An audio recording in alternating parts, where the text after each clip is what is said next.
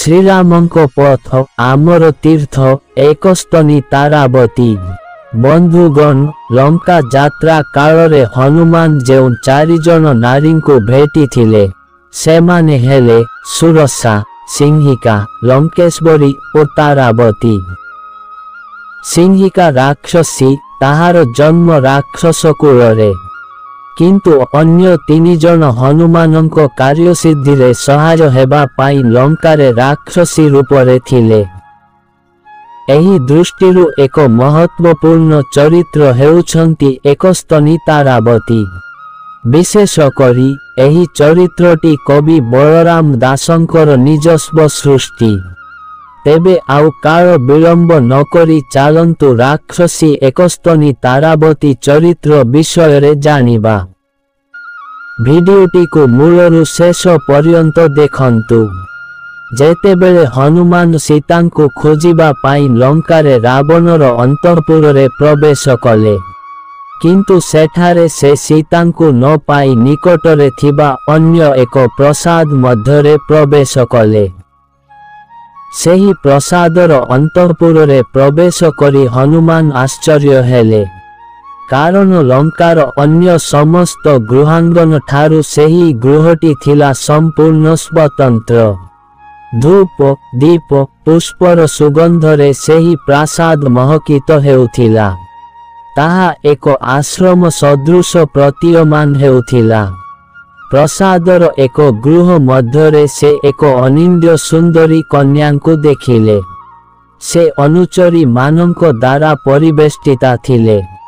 ସେହି କନ୍ୟାଙ୍କର ରୂପ ଲାବଣ୍ୟ ଦେଖି ହନୁମାନଙ୍କର ମନେ ହେଲା ସେହି ବୋଧେ ସୀତା। କିନ୍ତୁ ତାଙ୍କୁ ଆଶ୍ଚର୍ଯ୍ୟ କରି ସେହି କନ୍ୟା ହନୁମାନଙ୍କ ନିକଟକୁ ଆସି କହିଲେ, ବର୍ଣ୍ଣନା ଅଛି, ହନୁମନ୍ତ ଚାହାନ୍ତେ ଚାହେଁ ତାରା ସତୀ।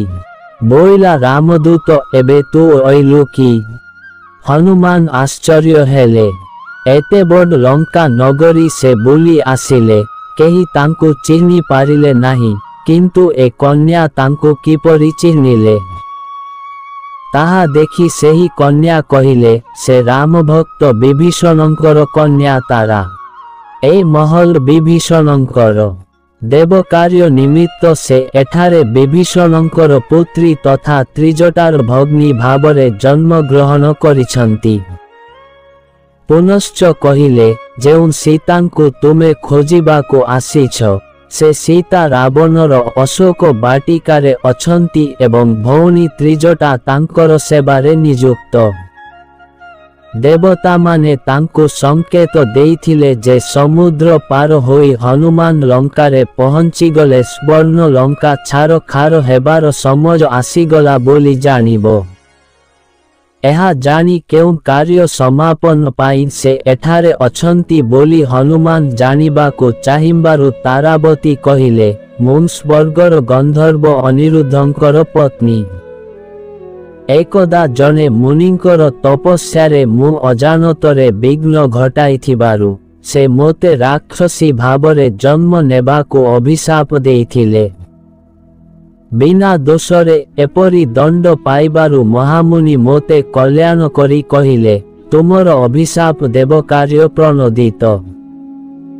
ଏକସ୍ତନୀ ନାରୀ ଭାବରେ ତୁମେ ରାକ୍ଷସ ରାଜ ବିଭୀଷଣ ଗୃହରେ ଜନ୍ମ ଲାଭ କରିବ। ଯେତେବେଳେ ରାବଣ ଯୁଦ୍ଧ ହେବ ଏବଂ ଇନ୍ଦ୍ରଜିତର ବାଣରେ ଲକ୍ଷ୍ମଣଙ୍କର ଶକ୍ତିଭେଦ ହେବ, ଅବିବାହିତା ହେଲେ ମଧ୍ୟ ତୁମର ସ୍ତନରୁ ଅମୃତ ଧାରା କ୍ଷୀର ସୃଷ୍ଟି ହେବ। ସେହି କ୍ଷୀରରେ ଔଷଧ ତିଆରି ହୋଇ ଲକ୍ଷ୍ମଣ ଚେତନା ଫେରି ପାଇବେ। ଲକ୍ଷ୍ମଣ ବଞ୍ଚନ୍ତେ ରାମ ଆନନ୍ଦ ହୋଇବେ। ସ୍ୱର୍ଗକୁ ଯାଅ ବୋଲି ସେ କାଳେ କହିବେ। ସେତେବେଳେ ତୁମେ ରାକ୍ଷସ ଜନ୍ମରୁ ମୁକ୍ତି ପାଇ ସ୍ୱର୍ଗକୁ ଫେରି ଆସିବ।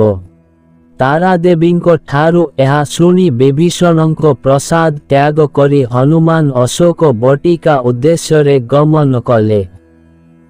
ବନ୍ଧୁଗଣ, ଭିଡିଓଟି ଭଲ ଲାଗିଲେ ଭିଡିଓକୁ ଗୋଟିଏ ଲାଇକ୍ ଏବଂ ଆମର ସତ୍ୟ ଗାଇଡର ୟୁଟ୍ୟୁବ୍ ଚ୍ୟାନେଲକୁ ସବସ୍କ୍ରାଇବ୍ କରିବାକୁ ଭୁଲିବେନି। ଧନ୍ୟବାଦ। ଜୟ ଶ୍ରୀରାମ।